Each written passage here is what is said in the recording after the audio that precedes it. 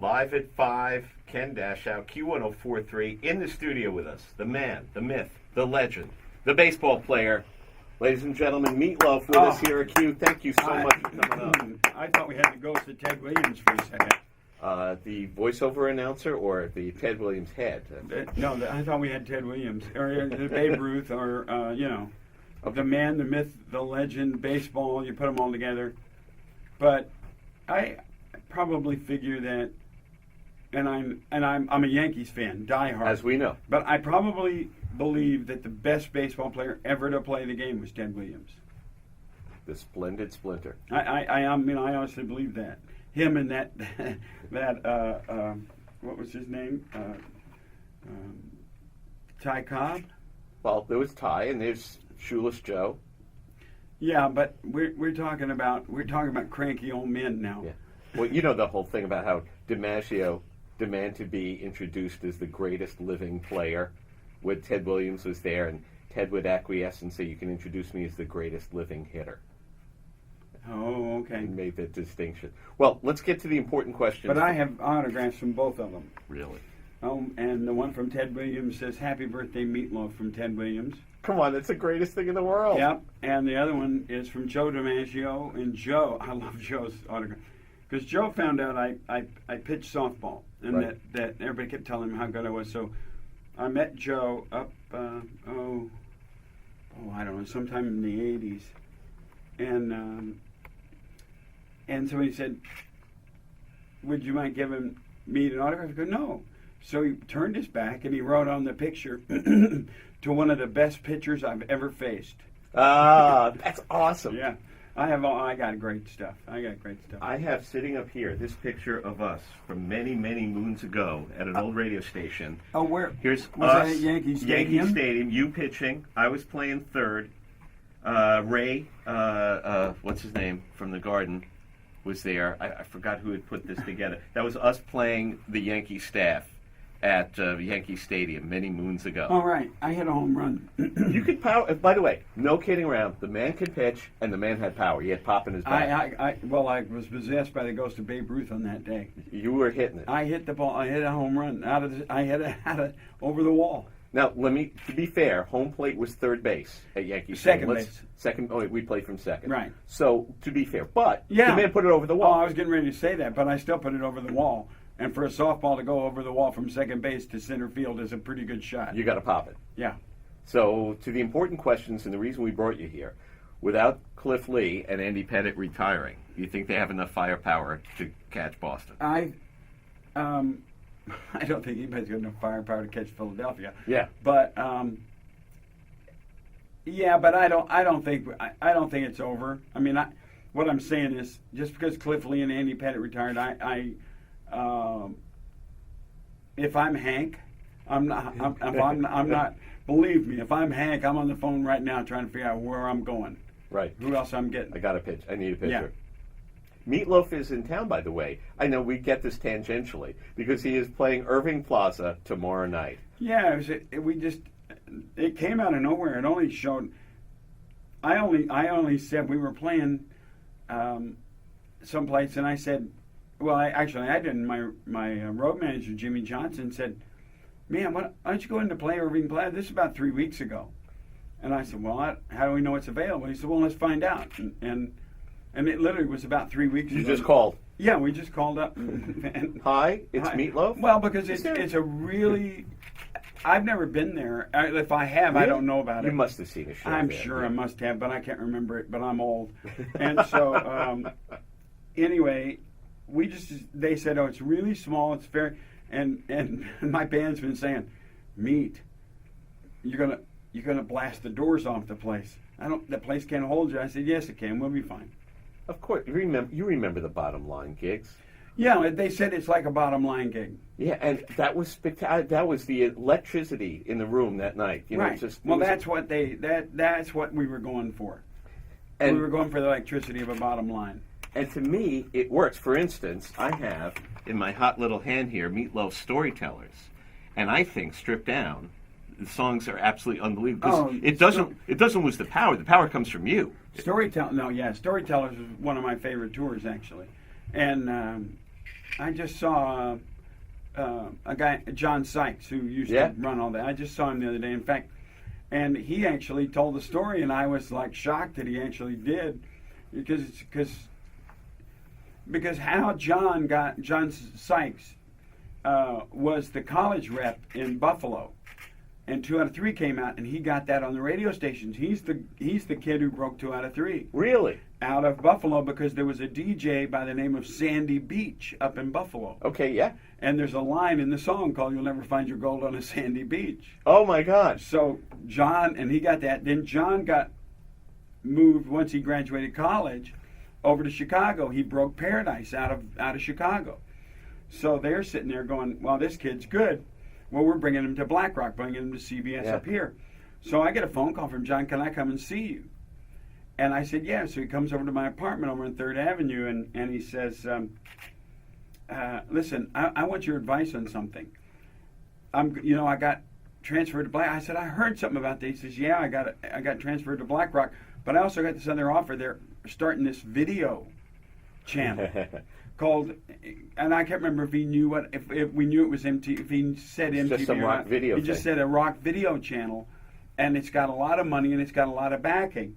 And I looked at him and I said, "Well, let me tell you this. I think video is going to be huge. And if I was you, I'd go with MTV." And he did. And he told that story to Lou Adler and to David Geffen the other night at Clive Davis's party. And I was shocked, because people don't usually give credit where credit's due. Give credit where credit is due. But to two of the biggest icons of music, Geffen and Lou Adler, for him to tell that story, I was blown away. So God bless you, John Sykes. You rock, dude. Speaking of rocking, let's give a listen from Storytellers. Meatloaf doing 2 Out of 3 Ain't Bad at Q104.3 live at 5. Meatloaf live at Q104.3. Hey, it's great having you in town here. Irving Plaza tomorrow night. He's got the new album, Hang Cool Teddy Bear. Hang Cool Teddy Bear. Do you know Cavallo got nominated for a Grammy for Producer of the Year for Hang Cool Teddy Bear. Really? Awesome. Yeah. So I still think it is. I'm still pushing the hell out of that album, though. It's terrific. Listen, the old days of the way it used to work are gone. So the way to do it is what we're doing here, what we're doing now, and playing live. And it's a terrific album. The album is unbelievable. It's just truly unbelievable. And hey, as soon as you quote Pulp Fiction, I'm there. You name an album after Pulp Fiction, I'm listening to it. I'm in. So I know the album Hang Cool Teddy Bear is unbelievable. And we playing 3 or 4 songs from it tomorrow night, and they just stormtroop.